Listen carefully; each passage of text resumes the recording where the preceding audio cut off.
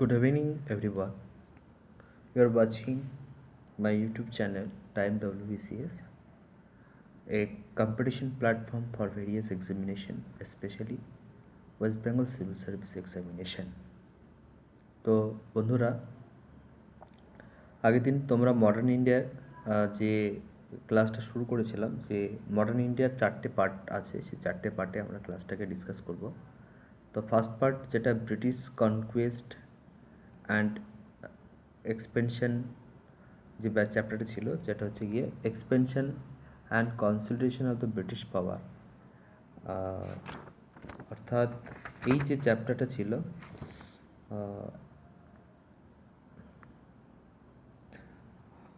Expansion and consolidation of the British power, এই চ্যাপ্টারটা আজকে আমরা সেকেন্ড পার্টটা পড়ব। যে আগের দিনকে দেখিয়েছিলাম যে কীভাবে ইউরোপিয়ান শক্তিগুলো ভারতবর্ষে এসেছিল, যেমন পর্তুগিজ, ডাচ, ইংলিশ, তারপর হচ্ছে ফ্রেঞ্চ, তারপরে ড্যানিশ, এই সমস্ত পাওয়ারগুলো শেষ পর্যন্ত ব্রিটিশরা কিন্তু টিকেছিল। সব পাওয়ারগুলোর সঙ্গে প্রতিদ্বন্দ্বিতায় ইংলিশরাই টিকেছিল, এবং আস্তে আস্তে ইংলিশরা কী করেছিল, ভারতবর্ষে বাংলাকে প্রথমে তারা দখল করেছিল, এবং তারপর আস্তে আস্তে সমগ্র ভারতবর্ষে তারা একটা সোভারিন পাওয়ার বা সোভারিন শক্তিশালী বা পাওয়ার হিসাবে তারা আত্মপ্রকাশ করেছিল। তো সেক্ষেত্রে আমরা expansion and consolidation of British power, এই যে একটা স্পেশাল চ্যাপ্টারটা আছে, এখানটায় আমরা যেটা দেখাবো, আগের দিনকেও বলেছি যে ব্রিটিশরা ভারতবর্ষে কনকুয়েস্ট করার আগে ভারতের পলিটিক্যাল সিস্টেমটা কেমন ছিল, অর্থাৎ মুঘল সাম্রাজ্য ডিক্লাইন হওয়ার পর ভারতবর্ষের রাজনৈতিক অবস্থাটা কেমন ছিল, সেখানে আমরা দেখিয়েছি যে কতগুলো স্টেট, অর্থাৎ যেটা হচ্ছে কতগুলো স্টেট তৈরি হয়েছিল।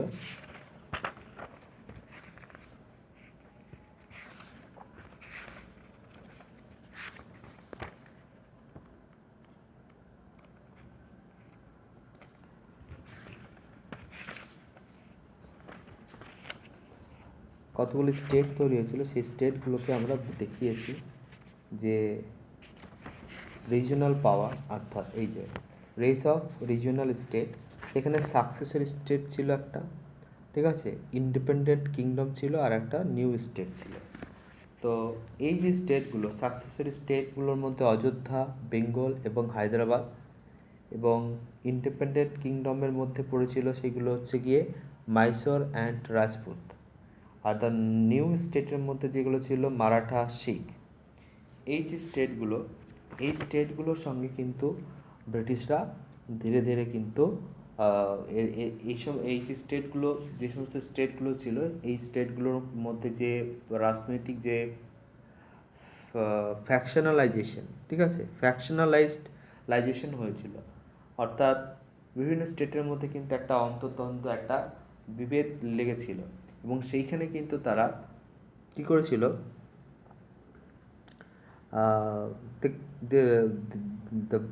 they could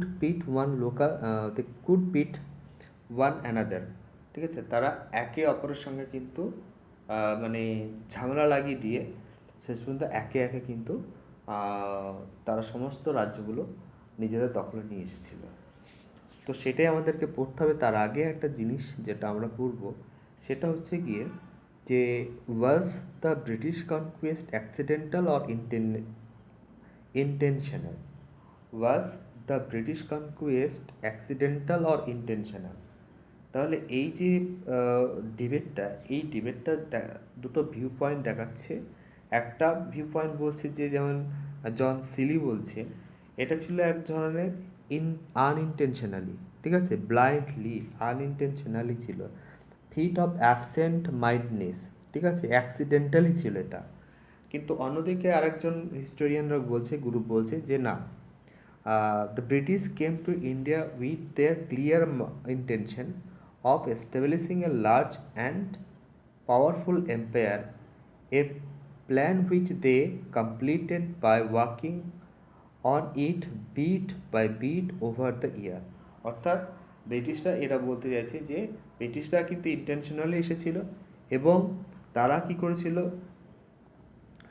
তারা একটা পাওয়ারফুল সাম্রাজ্য এস্টাবলিশ করেছিল এবং এই যে প্ল্যানটা এস্টাবলিশিং যে প্ল্যানটা সেই প্ল্যানটা কিন্তু তারা কিন্তু একটু একটু করে সারা বছর মানে একটু একটু করে বছর ভরে মানে অল্প অল্প করে তারা কিন্তু আস্তে আস্তে ধীরে ধীরে কিন্তু তারা সেটা করেছিল। ঠিক আছে, তো কিন্তু এই যে দুটো ভিউ পয়েন্টকে যদি আমরা মেলাই সেক্ষেত্রে দেখা যাচ্ছে যে ব্রিটিশদের অ্যাকচুয়ালি যে টেরিটরি, যে সমস্ত ভারতবর্ষে যে সমস্ত টেরিটরি বা অঞ্চলগুলো দখল করেছিল সেগুলো কিন্তু তার পিছনে একটা মোটিভ ছিল যে কি ট্রেড পারপস। ঠিক আছে, যে তাদের যে ব্যবসা বাণিজ্যকে প্রমোট করা এবং প্রোটেক্ট করা যে একটা ইন্টারেস্ট, সেই ইন্টারেস্টটা নিয়েই কিন্তু তারা কিন্তু সমস্ত এই রাজ্যগুলো কিন্তু একটু একটু করে দখল করছিল। Especially when they saw how the factionalized the political situation was, they came to realize how easily they could pit one local ruler against the another and began to interfere in local politics and in the process acquired the territories। কিন্তু যখন তারা দেখলো যে এই যে একটা ফ্যাকশনালাইজড যে একটা পলিটিক্যাল সিস্টেম এখানে যে দেখা দিয়েছিল, ঠিক আছে, সেইখানে তারা একটা ইন্টারেস্ট পেয়ে গেল এবং সেই ইন্টারেস্টে তারা কী করলো, একে অপরের মধ্যে কিন্তু ঝগড়া ঝামেলা লাগিয়ে দিয়ে তারা কিন্তু আস্তে আস্তে কিন্তু এই ভারতীয় রাজনীতিতে ইন্টারফেয়ার করতে শুরু করলো। এবার যেই ইন্টারফেয়ার করতে শুরু করলো, এই যে তাদের যে ইম্পেরিয়ালিস্টিক যে নেচার, ঠিক আছে, সেটা কিন্তু আস্তে আস্তে ভারতবর্ষে কিন্তু তারা স্টার্ট করে দিল। ঠিক আছে, এবং এইটা যখন ভারতবর্ষে তারা যখন একে একে সমস্ত অঞ্চলগুলো দখল করতে শুরু করলো, সেই সময় কিন্তু কী হলো, যে সমস্ত ব্রিটিশ পলিটিশিয়ান ছিল তারা ব্যাক করলো ব্রিটেনে এবং সেখান থেকে তারা কী করলো, অ্যাডমিনিস্ট্রেটর পাঠালো ভারতবর্ষে এবং তারা প্ল্যান করলো, পরিকল্পনা করলো যে ভারতীয় অঞ্চলগুলোকে দখল করে ভারতবর্ষে একটা এম্পায়ার এস্টাবলিশড করা। ঠিক আছে, এবং এদের যে এখানে যে একটা প্রফিট, ঠিক আছে, এখানে যে ইন্ডিয়াতে যে একটা এনার্মাস প্রফিট তারা পাচ্ছে ট্রেড থেকে, এবং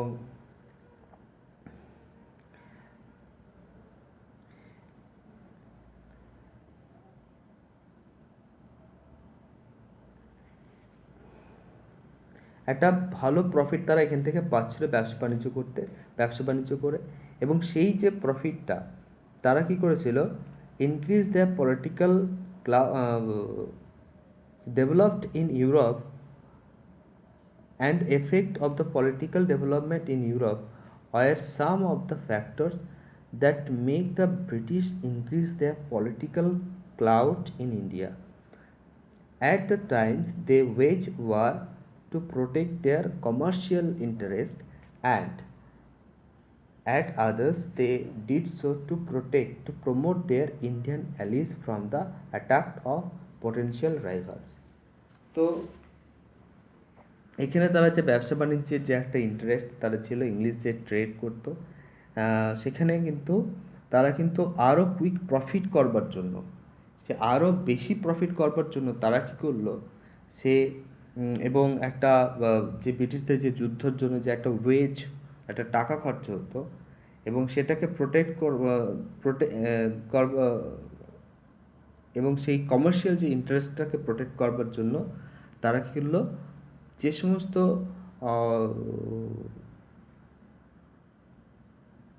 যে ইন্ডিয়ান যে অ্যালিস ছিল তাদের মানে ব্রিটিশদের প্রতিপক্ষ যারা ছিল তাদেরকে তারা সাপোর্ট করতে লাগলো, প্রোটেক্ট করতে লাগলো। পোটেনশিয়ালি যারা পোটেনশিয়ালি রাইভাল ছিল, সেই সমস্ত স্টেটগুলো রাইভাল যারা ছিল তাদের অ্যালিসকে কিন্তু সাপোর্ট করতে লাগলো। যেমন কর্ণাটকের যুদ্ধে আমরা দেখব যে কর্ণাটকের 3টে যুদ্ধে কীভাবে ব্রিটিশ আর ফ্রেঞ্চ একে ভারতবর্ষের তো মানে সব যে ইয়েরা ছিলেন সুলতানরা, সেখানকে কিভাবে একে অপরকে সাপোর্ট করতে লাগলো, সেই আমরা যদি কর্ণাটকের যুদ্ধটা পড়ি সেটা আমরা কিন্তু পরিষ্কার দেখতে পারবো। ঠিক আছে, নেক্সট আমরা পেজে যখন কর্ণাটকের যুদ্ধ পড়ব তখন দেখাবো যে ব্রিটিশ আর ফ্রেঞ্চ মানে ব্রিটিশদের যে রাইভাল ছিল এখানে ফ্রেঞ্চ অ্যান্ড রাশিয়া। ঠিক আছে, যে তাদের একটা ইয়ে ছিল, সেই তাদেরকে থেকে রক্ষা করার জন্য কিন্তু তারা অ্যালিসদের কিন্তু সাপোর্ট করতে লাগলো। বিএল গ্রোভার কি বলছেন? বিএল গ্রোভার বলছেন যে লর্ড ওয়েলেসলি যে অ্যাগ্রেসিভ যে পলিসিগুলো তৈরি হয়েছিল, যেমন সাবসিডিয়ারি অ্যালিয়েন্স যে সিস্টেম, সেটা কিন্তু ব্রিটিশ ডোমিনিয়নকে এক্সটেন্ড করেছিল ইন্ডিয়ার ভারতবর্ষে। অ্যান্ড এবং একটা যে ভারতবর্ষে এবং যে ইম্পেরিয়ালিস্টিক যে সমস্ত ডিজাইনস, যে ফ্রেঞ্চ এবং রাশিয়ার যে ইম্পেরিয়ালিস্টিক যে নেচারটা ছিল সেটাকে মানে ডিফেন্সিভ হিসাবে, ঠিক আছে, এই যে কাউন্টার মেজার্স এইটা নিয়েছিল তারা, যে ভারতবর্ষে যে টেরিটরিগুলোকে জয় করছিল সেটা কিন্তু যে লর্ড ওয়েলেসলির যে সাবসিডিয়ারি অ্যালিয়েন্স সপ্তবিলোপ নীতি, সেটা কিন্তু একটা ডিফেন্সিভ মেজার হিসাবে, কাউন্টার অ্যাটাক হিসাবে কিন্তু মানে রাশিয়ার ফ্রেঞ্চের যে ইম্পেরিয়ালিস্টিক যে ডিজাইন সেটাকে কিন্তু স্টপ করবার জন্য, সেটাকে কাউন্টার মেজার করবার জন্য কিন্তু লর্ড ওয়েলেসলি এই সমস্ত নীতিগুলো নিয়েছিলেন। পরবর্তীকালে আমরা দেখব যে 1798 থেকে 1818 এই সময় পর্যন্ত যে ইম্পেরিয়ালিস্টিক একটা চলছিল মানে ওয়েলেসলি, কিন্তু পরবর্তীকালে ওয়েলেসলির পর কিন্তু লর্ড হেস্টিং যখন আসলেন তখনও কিন্তু তিনি সেই ওয়েলেসলির যে প্ল্যান বা পরিকল্পনা সেগুলোকে তিনি জারি রেখেছিলেন এবং তিনি ভারতবর্ষের একে একে টেরিটোরিয়াল কনকোয়েস্ট করতে লাগলেন। Thereafter, the British seemed to work on a set design to conquer the whole of India and even some neighboring state. Neighbouring state কোনগুলো? যেমন হচ্ছে কি বার্মা টার্মা, এই সমস্ত স্টেটগুলো ছিল, সিন্ধ, এইগুলো। হ্যাঁ, এই নেইবারিং স্টেটগুলোকে তারা কিন্তু আস্তে আস্তে কিন্তু কনকার করতে লাগলো। তাহলে এখানে আমরা দুটো ভিউ পয়েন্ট দেখলাম, একজনও বলছে ইন্টেনশনালি, আনইনটেনশনালি, ঠিক আছে, ব্লাইন্ডলি, হ্যাঁ অ্যাক্সিডেন্টালি, একজন বলছে ইন্টেনশনালি। আবার এই দুটো ভিউ পয়েন্টকে মিশিয়ে আমরা দেখছি যে ট্রেডকে প্রমোট করবার জন্য, তারা ট্রেডকে প্রোটেক্ট করবার জন্য তারা কিন্তু এক একে টেরিটরিগুলো জয় করছিলেন। আবার দেখা যাচ্ছে কি যে তারা যে ফ্রান্সের রাশিয়ার যে ইম্পেরিয়ালিস্টিক ডিজাইন সেটাকে কাউন্টার মেজার হিসাবে তারা কিন্তু সত্ত্ববিলোপ নীতি মেজার হিসাবে কিন্তু তারা মানে টেরিটরিগুলো জয় করছেন, যেরকম বলছে যে কে যেমন লর্ড ওয়েলেসলি করেছেন সপ্তবিলোপ নীতির দ্বারা।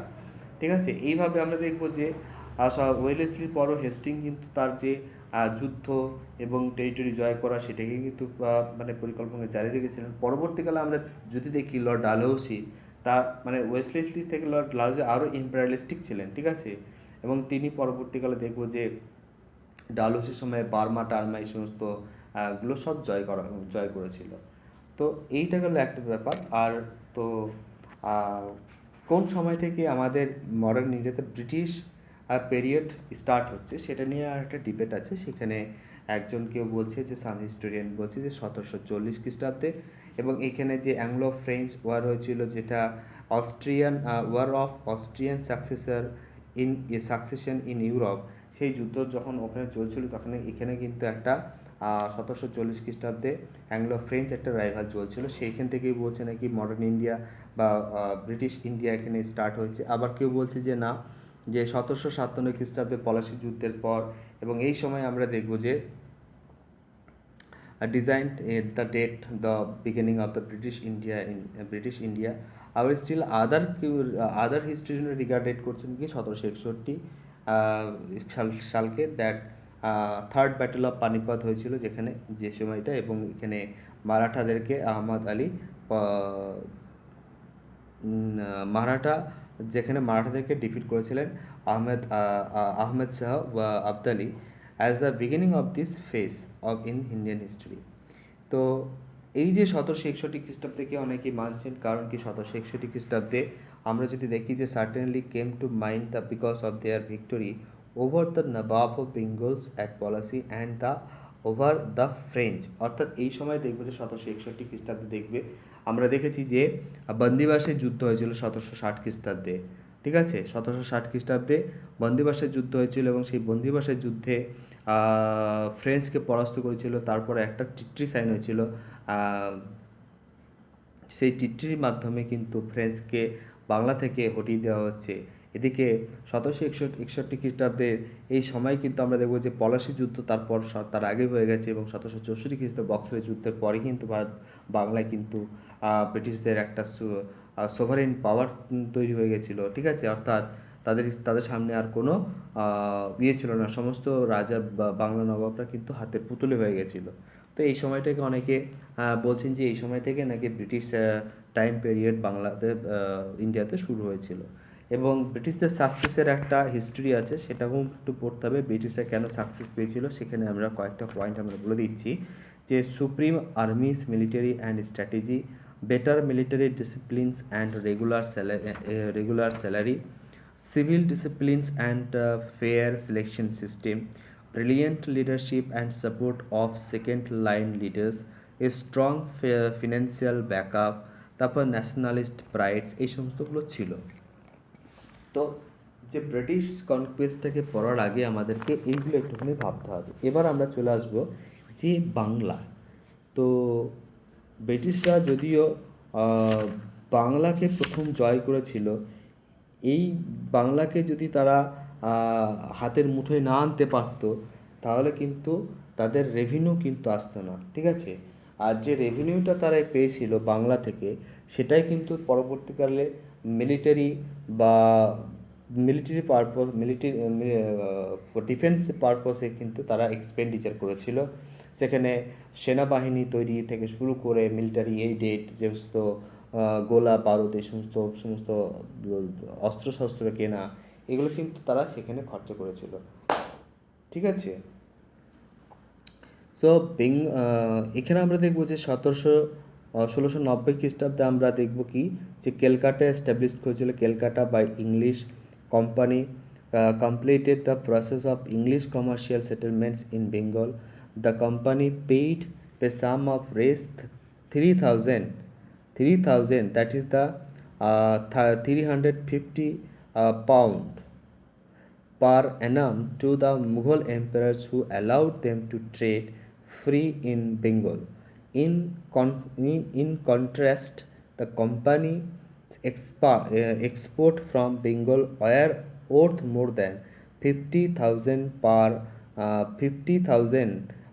dollar pound per annum.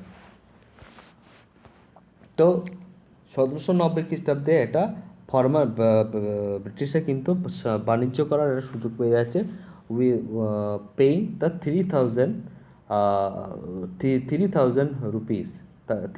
Rupees. এইবার আমরা চলে আসবো যে সেখানে যে 1717 খ্রিস্টাব্দে যখন ঔরঙ্গজেব ছিলেন, তখন কিন্তু মুর্শিদ কুলি খানকে বাংলার দেওয়ান করা হয়েছিল, এবং তিনি 1727 খ্রিস্টাব্দ রাজত্ব করেছিলেন। এবং তার পরবর্তীকালে the son in law Shujauddin, তিনি এসেছিলেন, শাসন করেছিলেন 1739 খ্রিস্টাব্দ পর্যন্ত। After that, for a year of 1739 to 40, Sarfaraz Khan ছিলেন an incredible son of the Murshid Quli, incapable son of Murshid Quli Khan, became the rulers, and he was killed by the Aliवर्दी Khan. Aliवर्दी Khan ruled in 1756. তাহলে সরফরাজ খাঁকে হত্যা করছেন কি আলীবর্দী খাঁ, এবং আলীবর্দী খাঁ 1756 খ্রিস্টাব্দ পর্যন্ত রাজত্ব করছেন। So stopped paying tribute to the Mughal empire. দেখো এইখানে কিন্তু ব্যাপারটা হয়ে যাচ্ছে যে কীভাবে বাংলা সোভারেন বেঙ্গল তৈরি হলো। তো যখন ঔরঙ্গজেব ছিল তখন থেকে কিন্তু সমস্ত স্টেটগুলো রিজিওনাল স্টেট তৈরি হতে লাগলো, এবং আমরা দেখব যে ঔরঙ্গজেবের মৃত্যুর পর সঙ্গে সঙ্গে কিন্তু আস্তে আস্তেই কিন্তু দেখব যে বাংলা সহ অন্যান্য স্টেটগুলো কিন্তু স্বাধীন হতে লাগলো। এইখানটায় দেখো এতদিন পর্যন্ত মুর্শিদ কুলি খাঁ থেকে শুরু করে সরফরাজ খাঁ পর্যন্ত কিন্তু তারা কিন্তু মুঘল সাম্রাজ্যকে, মুঘল সম্রাটকে কিন্তু তারা একটা ইয়ে দিতেন, ট্রিবিউট করতেন, ঠিক আছে, এবং সেক্ষেত্রে কিছু উপঢৌকন পাঠাতেন। কিন্তু আলীবর্দী খান সময় থেকে সেটা বদলে গেল এবং ব্রিটিশদের মুঘল সম্রাটকে সেটা দেওয়া বন্ধ করে দিলেন, ঠিক আছে। তো আলীবর্দী খান সময়ে 1756 খ্রিস্টাব্দে কে ছিলেন মুঘল সম্রাট? মুঘল সম্রাট কে ছিলেন? কেউ বলতে পারবে? কমেন্ট করো। মুঘল সম্রাট কে ছিলেন? আলীবর্দী খাঁর সময় মুঘল সম্রাট কে ছিলেন?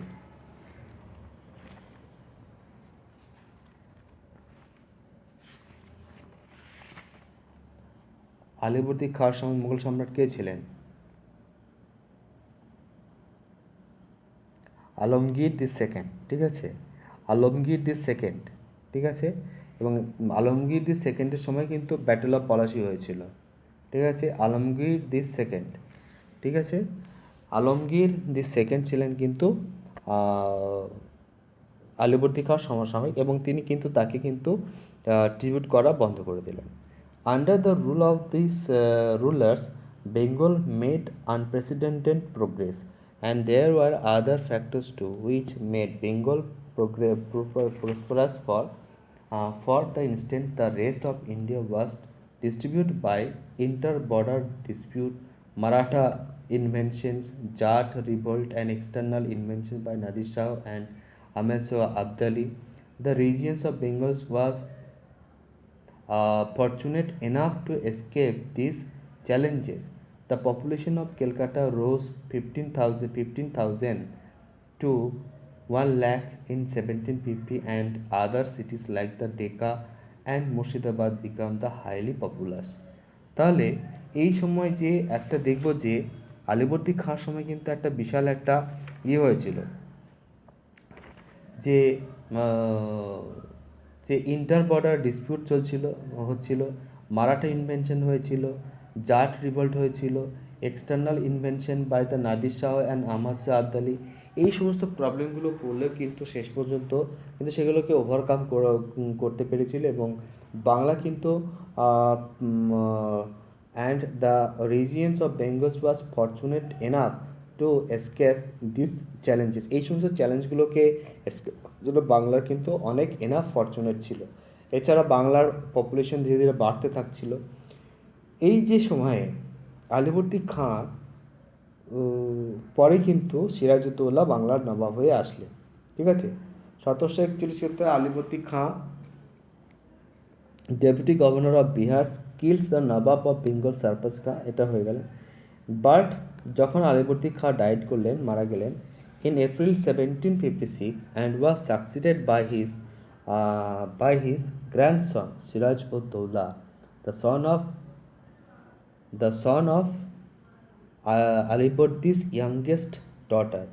আলীবর্দী খাঁর ইয়াংগেস্ট ডটারের যে ছেলে সিরাজউদ্দৌলা, তিনি কিন্তু বাংলার মসনদে বসলেন। এই সময় এতদিন পর্যন্ত বাংলার সঙ্গে ব্রিটিশদের কোনো সমস্যা ছিল না, কারণ আলীবর্দী খাঁ এই সময় ব্যস্ত ছিলেন কি মারাঠা ইনভেনশন প্রোটেক্ট করবার জন্য। এই সময় বিভিন্ন ধরনের যে ইনভেনশন ডিসপিউটগুলো হচ্ছিল সেগুলোকে তার সামনে একটা চ্যালেঞ্জ হয়ে দাঁড়িয়েছিল। আর ওদিকে ব্রিটিশরা কিন্তু ইউরোপিয়ান যুদ্ধে কিন্তু মনোনিবেশ লাগিয়ে দিয়েছিল, যার ফলে আলীবর্দী খাঁর সঙ্গে ইংল্যান্ড ব্রিটিশদের সেরকম কোনো মানে মানে কোনো বিটার রিলেশনশিপ তৈরি হয়নি। কিন্তু সিরাজউদ্দৌলা যে সিংহাসনে আসলেন তার সামনে অনেক কিন্তু চ্যালেঞ্জ হয়ে দাঁড়ালো। হ্যাঁ, there was a dominant group in the court of Jagat Seth, a youth just of these 20 years. Siraj inherited many troubles from the grandfathers, and he had a rivals of his Kushins, the Nawab of Purnia, Shaukat Jang, a hostile Aunt Khositi Begum, a childless widow, a rebellious commander of the army, Mir Jafar, husband of Alibordi Khan's sister, Mir Jafar, husband of Alibordi Khan's sisters, ঠিক আছে, and the alarmed Hindu subject population. There was a dominant group in his court conspiring the Jagat Seth, Umichand, Rai Ballabh, and Rai Durlabh and others who were opposed to him. To these, internal rivals were added to the threat to the Siraj's positions from the ever-growing commercial activity of the English company. So এই সময় যে English east India কোম্পানির যে commercial activities বাড়ছিল এবং তারা যে 3,000 টাকার বিনিময়ে যে ব্যবসা বাণিজ্য শুরু করার যে অনুমতি পেয়েছিল, দস্তক পেয়েছিল, সেটাকে ফারুকশিয়ার কাছ থেকে একটা দস্তক এবং সেটাকে তারা কিন্তু রংলি ব্যবহার করতে শুরু করলো। তারা কি করলো যে সেই সমস্ত ইয়েগুলো অন্যান্য তাদের পছন্দ মতো ইয়ে মানে ব্যবসায়ীদেরকে তারা বিক্রি করতে লাগলো এবং তারা সেটাকে মিসইউজ করতে লাগলো।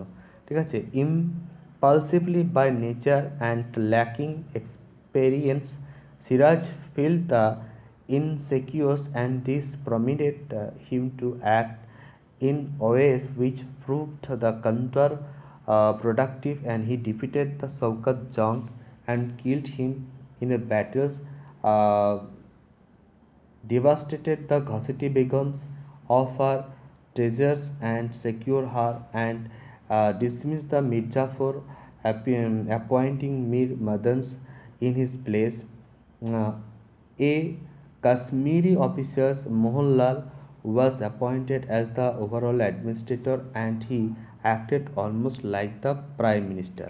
তো সিরাজউদ্দৌলা কী করলেন, এই যে তার সময় যে সমস্ত প্রবলেমগুলো অ্যারাইজ হয়েছিল, ঠিক আছে, জগৎ সেট তার সময় যে এই কনস্পাইরেশনগুলো হচ্ছিল, সেখানে মির্জাফরকে কে একটা পদে নিয়ে আসার জন্য একটা ইয়ে ছিল এবং তিনি কি করলেন, সে মির্জাফরের বদলে তিনি কিন্তু কাশ্মীরি মোহনলালকে নিয়ে আসলেন। তিনি মদনকে dismiss the Mirjafar's appointing Mir Madan's on his place. তো মির্জাফরের জায়গায় কিন্তু মীর মদনকে নিয়ে আসলেন এবং কাশ্মীরি অফিসার নিয়ে আসলেন মোহনলালকে নিয়ে আসলেন এবং তাদের উপরে কিন্তু সমস্ত অ্যাডমিনিস্ট্রেটিভ ভারটাকে দিয়ে দিলেন এবং তিনি কিন্তু প্রাইম মিনিস্টার রূপে কিন্তু ইয়ে করতে লাগলেন। তো এইভাবে আমরা দেখব যে যে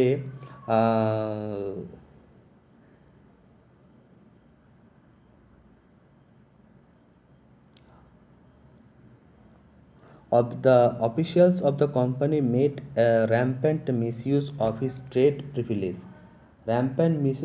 privileges that adversely affected the Nawab's finance, and the English fortified Calcutta without Nawab permission. The company further tried to misuse them and compounded their sign by the giving the asylum to the political figures. Krishna Das, son of Rajvallabh, who had fled with the immense treasures against the Nawab's will. The company on its part supported that Siraj would drastically reduce its trade privilege in the coalitions with the French in Bengal. Thus, when the Siraj attacked and seized the English fort of Calcutta, it brought their hostility into the open. তাহলে সিরাজউদ্দৌলা সময় এই সময় যে ইংলিশরা যে দস্তক যে trade যে privilege দেওয়া হয়েছিল সেই ট্রেড প্রিভিলেজ মিসইউজ করতে লাগলো, কলকাতায় দুর্গ নির্মাণ করতে লাগলো।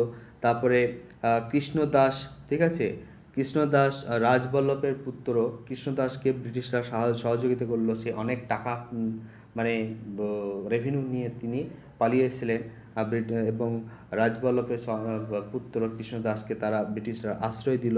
এছাড়া যে company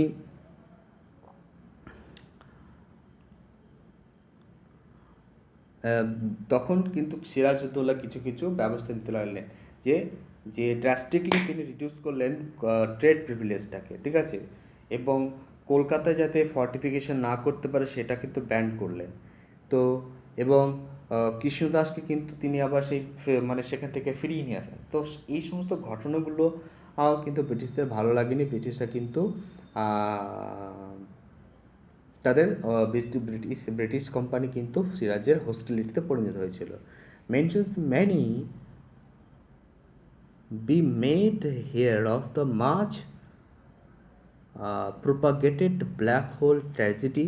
Sirajuddaula is believed to have imprisoned 146 English prisoners, persons who were lodged in a very tiny rooms, due to which 123 of them died of suffocation. However, the historians either do not believe this story or say that the number of the victims must have been much smaller.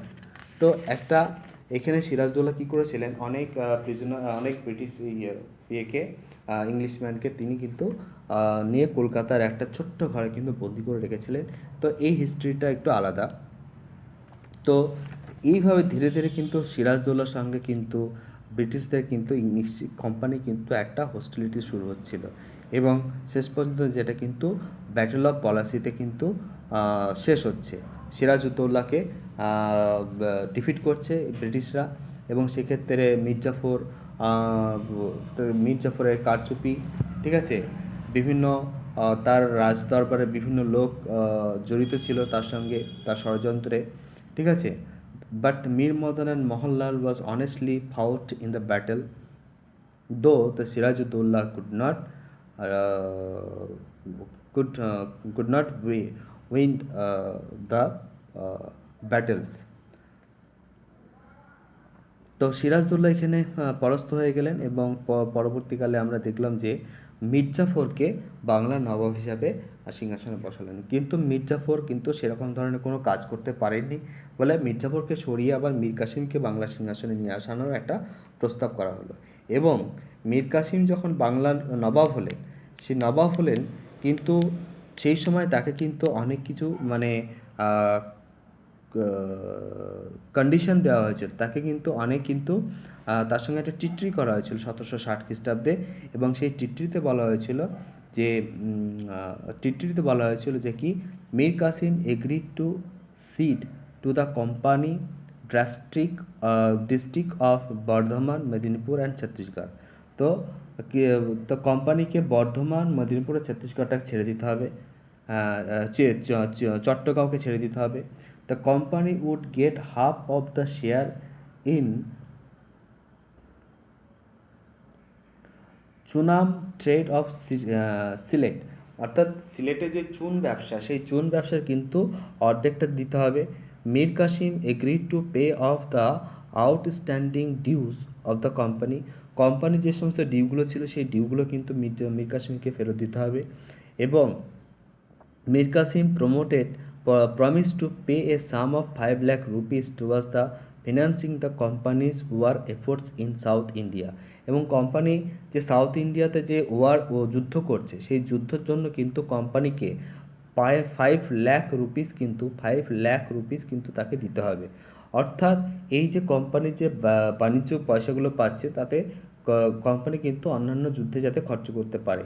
and it was agreed that Mir Qasim's enemies were the company's enemies and this friend the company's friend। তাহলে এখানে বলা হচ্ছে যে মীর কাসিমের যে যারা শত্রু, তারা কিন্তু কোম্পানির শত্রু, মীর কাসিমের বন্ধু মানে কোম্পানির বন্ধু। and it was agreed that tenant of the Nawab's territory would not be allowed to settle in the lands of the company and vice versa, ঠিক আছে। So it was agreed that tenant of the Nawab's territory would not be allowed to settle in the lands of the company. So under the pressure of the company, Mir Jafar decided to resign in favor of Mir Qasim। Mir কাসিমকে ছেড়ে দিলেন, and a pensions of 1,500 per annum was fixed for Mir Jafar.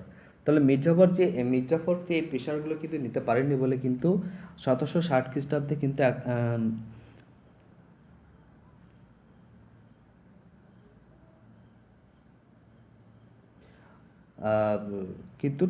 ছেড়ে দিতে বাধ্য হলেন। তো step taken by Mir Kasim, এবার মীর কাসিম কী করলেন, যার ফলে যে 1764 খ্রিস্টাব্দে আবার একটা যুদ্ধ হলো বাংলায়। যে মীর কাসিম কী করলেন, The ablest Nawab among the successors of the Alivardi Khan after assuming power, Mir Qasim shifted the capital from Murshidabad to Munger. তিনি কিন্তু মুঙ্গেরে বিহারে কিন্তু ক্যাপিটাল চেঞ্জ করলেন, কারণ কি এখানে একটা কারণ ছিল যে মুর্শিদাবাদ এমন একটা জায়গা যেখানে কলকাতা থেকে কিন্তু মানে ব্রিটিশদের খুব কাছে এটা, ঠিক আছে। ফোর্ট উইলিয়াম থেকে ব্রিটিশদের খুব সহজ হবে, কিন্তু যখন বিহারে তিনি মুঙ্গেরে নিয়ে গেলেন সেখানে কিন্তু সুবিধা হবে না, কারণ বিহারের দিকে যখন যাবে কিন্তু স্রোতের মানে যেতে কিন্তু তাদের সময় লাগবে, তাছাড়া একমাত্র নদীপথ ছাড়া কিন্তু স্থলপথে যাওয়ার কোনো ইয়ে ছিল না, বা ওদের পৌঁছাতে বিহারে কিন্তু সময় লাগবে। যার ফলে মুঙ্গের থেকে বিহারে তিনি মুর্শিদাবাদ থেকে কিন্তু বিহারের মুঙ্গেরে তিনি ক্যাপিটাল নিয়ে গেলেন।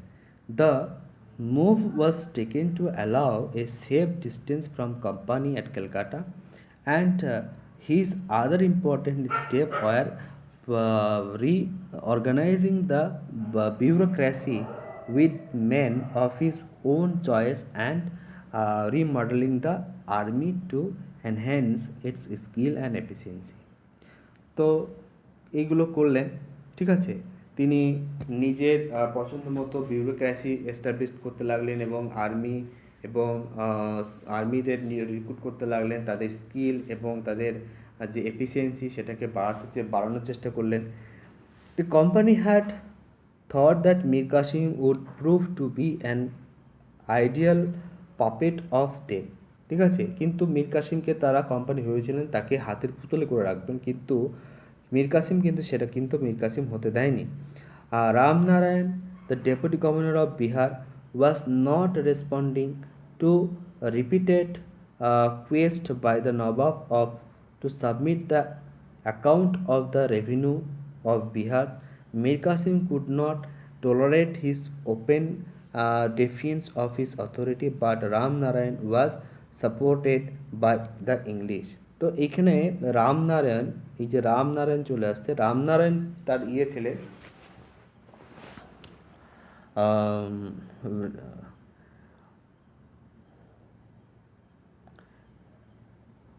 the Nawab to submit the account of the revenue of Bihar. তো Mir Qasim could not tolerate this open defiance of his authority, ঠিক আছে। তো রামনারায়ণ কিন্তু ইংলিশদের দ্বারা সাপোর্ট হচ্ছিল, এবং তার যেহেতু অ্যাকাউন্টেন্ট ছিলেন, official of partner, the misuse of the company's dastakhat or the trade permit, a permit by company officials also resulted in tension between the Nawab and the English. So the misuse of the dastak meant the loss of tax revenue to the Nawabs, and it also made the local merchant face unequal competitions with the company merchant.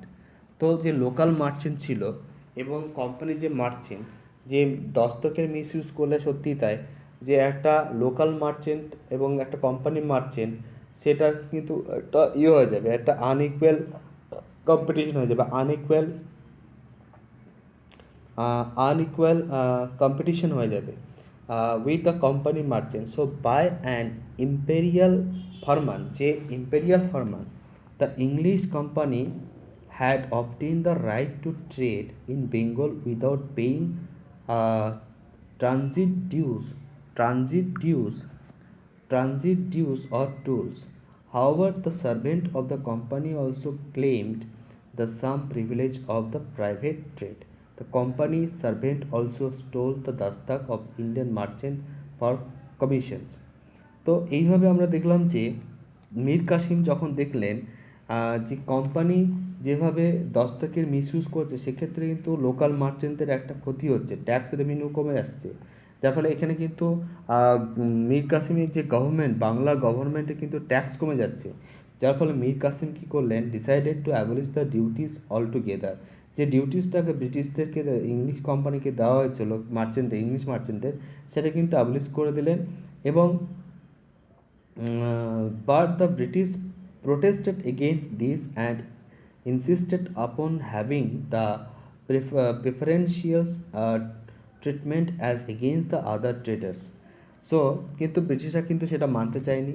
The nawab company tussle over the transit duty led to the outbreak of a wars between the English and Mir Qasim in 1763. The English gained the successive victories in the Kathio, uh, Kathava, কাথাওয়া, Murshidabad, Garia, Katwa, Murshidabad, Garia, সুটি and Munger. Mir Qasim flea two Ayodhya. এই যে 1763 খ্রিস্টাব্দে যখন এই যে band করে দিলেন, তখন কিন্তু ব্রিটিশদের ভালো লাগেনি বলে কিন্তু মীর কাসিমের একটা যুদ্ধ হলো। সেখানে যে কাটোয়া, তারপর হচ্ছে গিয়ে কাটোয়া, তারপর হচ্ছে কি মুর্শিদাবাদ, গড়িয়া, গিরিয়া, সুটি এবং মুঙ্গের, এই যে যুদ্ধ হয়েছিল 1763 খ্রিস্টাব্দে, সেই যুদ্ধে কিন্তু মীর কাসিম কী করলেন? পালিয়ে গেলেন। কোথায়? অযোধ্যাতে পালিয়ে গেলেন। এখানে মীর কাসিম পালিয়ে গেলেন অযোধ্যাতে, এবং সেখানে formed a confederacy with the nawab of Ayodhya Shujauddaula, সেখানে তিনি অযোধ্যার নবাব সুজাউদ্দৌলার সঙ্গে একটা কনফেডারেন্সি তৈরি করলেন, এবং when the Mughal empire Shah Alam the second. তো সেই সময় কিন্তু বক্সার যুদ্ধের সময় মুঘল এম্পায়ার ছিলেন কি দ্বিতীয় শাহ আলম, এবং অযোধ্যার নবাব সুজাউদ্দৌলা এদের সঙ্গে কিন্তু একটা কনফেডারেশন তৈরি করলেন with a view to recover Bengal from the English. তো ইংলিশদের কাছ থেকে বেঙ্গলকে রিকভার করবার জন্য একটা ট্রিটি করলেন। So the combined armies of Mir Kasim, the Nawab of Ajodha and the Shah Alam II were defeated by the English forces under the Major Hector Munro at Boxer on October 22, 1764 in a closely contested battle. The English campaign against the Mir Qasim was short but decisive. তো এইভাবে আমরা দেখলাম যে মীর কাসিমের সঙ্গে শেষ পর্যন্ত ইংলিশদের একটা যুদ্ধ হলো, ব্যাটল অফ বক্সার। তার আগে কিন্তু একটা যুদ্ধ হয়েছিল 1763 খ্রিস্টাব্দে। সেই যুদ্ধে কিন্তু যেমন কাটোয়া, মুর্শিদাবাদ, গিরিডি, গিরিয়া, তারপর হচ্ছে গিয়ে সুটি, মুঙ্গের, এই যুদ্ধে কিন্তু মীর কাসিম কিন্তু পালিয়ে গেলেন অযোধ্যা। সেখানে কিন্তু সুজাউদ্দৌলা অযোধ্যার নবাব এবং দ্বিতীয় শাহ আলম বা মুঘল সম্রাট এদের সঙ্গে কনফেডারেন্সি তৈরি করে ব্রিটিশদের সঙ্গে যুদ্ধ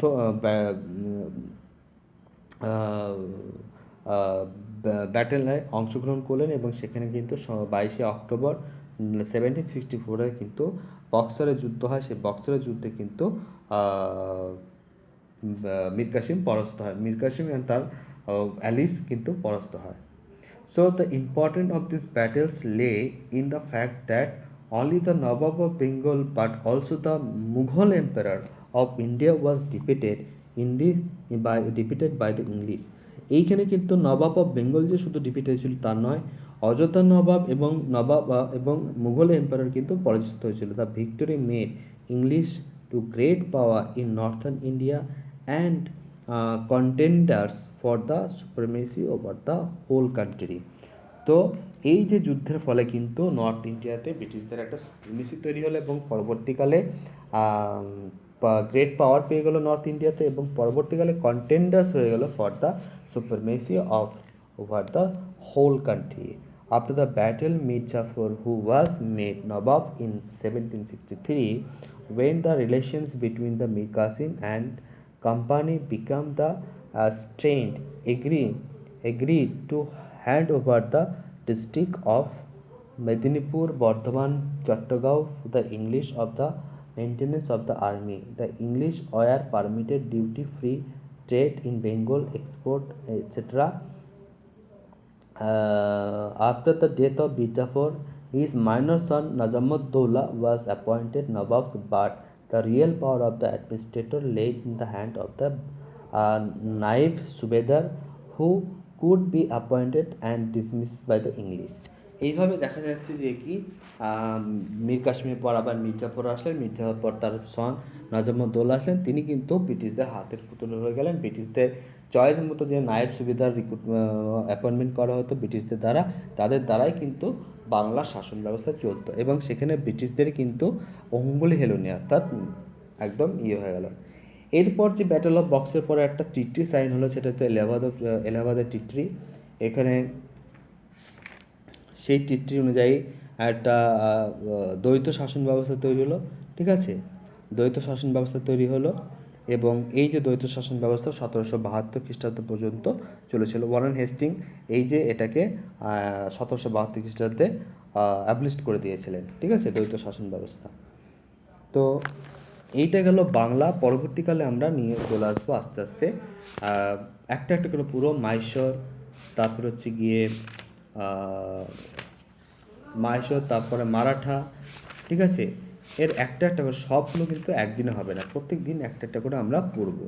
এখানে ভালো করে মনে রাখতে হবে যে ব্যাটেলগুলো কখন কখন হচ্ছে, কোন সময় হচ্ছে, সেটাকে মনে রাখতে হবে। তো রবার্ট ক্লাইভ ছিলেন এই সময়, যখন ব্যাটল অফ পলাশি হচ্ছে, রবার্ট ক্লাইভ বাংলার গভর্নর ছিলেন। He was twice from 1757 to 1760 and then from 1765 to 1767। তো রবার্ট ক্লাইভ কিন্তু দুবার এসেছিলেন, একবার কিন্তু তিনি রিটার্ন করেছিলেন, ঠিক আছে, ইংল্যান্ডে। সো 1757 থেকে 1760 খ্রিস্টাব্দে একবার ছিলেন, এবং 1765 খ্রিস্ট 1767 খ্রিস্টাব্দ পর্যন্ত একবার তিনি ছিলেন। ট্রিটি অফ এলাহাবাদ একটুখানি বলে দিই। Robert Clive concluded the two important treaties of Allahabad in August 1765, one with the Nawab of Ayodhya and other with the Mughal Emperor the Shah Alam II.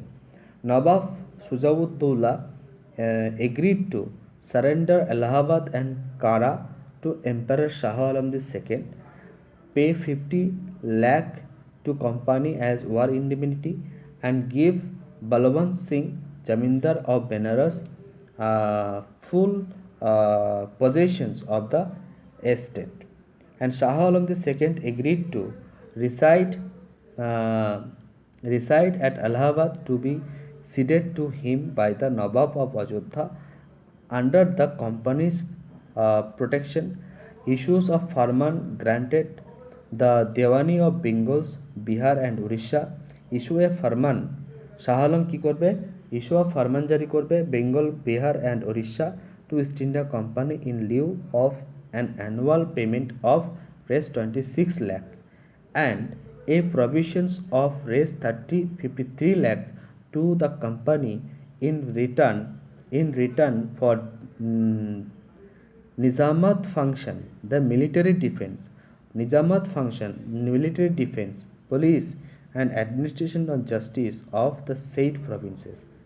Clive did not want to annex Ayodhya because it have placed the company under the obligations to protect in extensive land frontier from the Afghan and Maratha invasion. কিন্তু ইংলিশরা কিন্তু অযোধ্যাকে কিন্তু করতে চায়নি।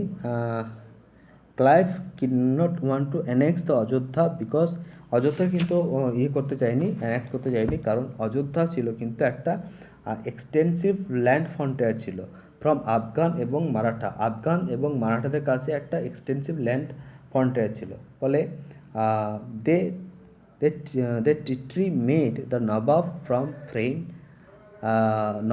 a firm friend of the company and turned Ayodhya into a buffer state. Similarly, Clive agreements with Shah Alam II was inspired by the practical consideration. So Mir Qasim Fi dethroned the Nawab of Bengal. Mir Qasim, the dethroned Nawab of Bengal, spent rest of his life in the subject mystery as a homeless wanderer and died in June 1770. তাহলে মীর কাসিম কিন্তু পরবর্তীকালে ডিথরন করা হচ্ছে মীর কাসিমকে। তাহলে একটা question এখান থেকে আমরা আগের দিন ক্লাসে আলোচনা করেছি যে যখন ব্যাটেল অফ বক্সার হচ্ছে তখন কিন্তু বাংলার নবাব কে ছিলেন?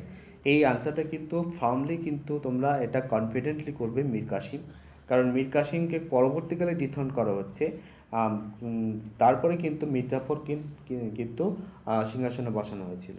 এরপর আছে ডুয়েল গভর্নমেন্ট। তোমরা একটু ডুয়েল গভর্নমেন্টটা দেখে নাও, ডুয়েল গভর্নমেন্টটা কবে হয়েছিল একটুখানি বলে দিচ্ছি। যে after the battle of Buxar the East India Company, dual গভর্নমেন্টটা ছিল 1765 থেকে 1772 খ্রিস্টাব্দ পর্যন্ত।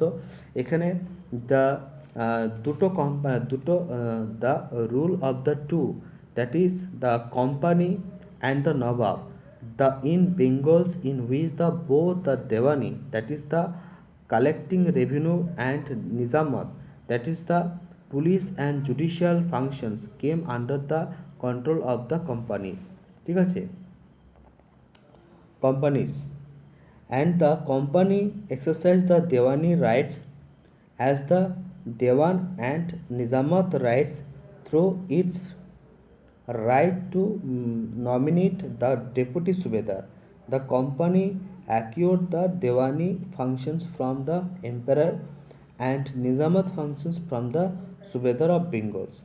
The system held a great advantage for the company. It left the appearance of authority to the puppet of Indian rulers while keeping the sovereign power in hand of the company. The Nawab was responsible for maintaining the peace and order. ঠিক আছে, তো নবাব ছিল কি একমাত্র piece and অর্ডারটাকে maintain করবে, তাছাড়া কিন্তু যে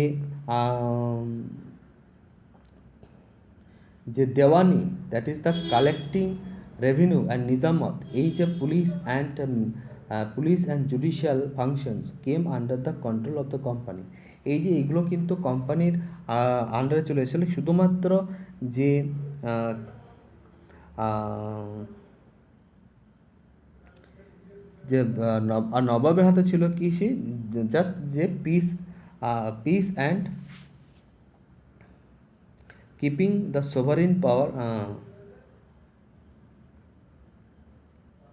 So Nawab was responsible for the maintaining the peace and order, but he depended both for find the forces upon the company because the latter controlled the army and revenues. For the exercise Devani functions, the company appointed the two deputy Devans, Muhammad Reza Khan for Bengal and Raja Sitab Rai for Bihar. Muhammad Reza Khan also acted a deputy Nizam or deputy সুবেদার। তো এইভাবে দেখব যে যে dual government তৈরি হচ্ছে, সেই dual গভর্নমেন্টের হাতে কিন্তু সব কিছু কিন্তু যে দেওয়ানি বা কালেক্টিং রেভিনিউ অ্যান্ড নিজামত, এগুলো কিন্তু কোম্পানির হাতে থেকে যাচ্ছে, এবং এর জন্য কোম্পানি সিতাব রায় এবং রেজা খাঁকে অ্যাপয়েন্টমেন্ট করছেন। ঠিক আছে, ফর দেওয়ানি ফাংশনের জন্য। আর জাস্ট নবাবের হাতে থাকলো কি maintaining the piece and order. ঠিক আছে, পিস অ্যান্ড অর্ডার মেনটেনিংটা করার দায়িত্ব দিয়েছিল নবাবের হাতে, অর্থাৎ নবাবের হাতে কিছুই ছিল না। ঠিক আছে, সবই ছিল কিন্তু কোম্পানির হাতে। So the dual system lead and administrative breakdowns and prove the disastrous for the peoples of Bengal. Neither the company nor the Nawab cared for administrations and public welfare. Warren Hastings did away with the dual system in 1772. দেওয়ানিটাকে কিন্তু abolish করে দিলেন। তাহলে আমরা যদি একটুখানি synopsis দেখি, ঠিক আছে, একটুখানি যদি আমরা এর সিনপসিসটা দেখে নিই, সিম্পলিফাইং দেখে নিই। তো ব্যাটল অফ পলাশি হয়েছিল কবে? 1757 খ্রিস্টাব্দে 23শে June. Robert Clive victory over the Sirajuddaulah laid the territorial boundaries of the British rule in India. Battle of Boxer 1764 October 22, victory over the combined armies of Nawab of Bengal, Nawab of Ajodha and the Mughal Emperor the Shah Alam at Boxer laid the real foundation of the English power. ঠিক আছে, এইখানে কিন্তু English পাওয়ারের real foundation হয়েছিল battle of treaty of Allahabad 1765 granted the Devani right of Bengal, Bihar and Orissa to the English. The treaty with Nawab of Ajodha, treaty with Shah Alam II, Mughal Emperor, dual government 1765 to 1772 পর্যন্ত continue চলেছিল। ঠিক আছে, এইভাবে আমরা বাংলাটাকে আমরা দেখে নিলাম। পরবর্তীকালে আমরা Mysore, Maratha, Punjab, Anglo Burma, Anglo Nepal, annexation of Sindh, এগুলো একটা একটা করে প্রতিদিন আমরা ডিসকাস করব। তো good night everyone, thank you. For watching my class. আর যারা এখনও পর্যন্ত সাবস্ক্রাইব করনি, প্লিজ সাবস্ক্রাইব করো।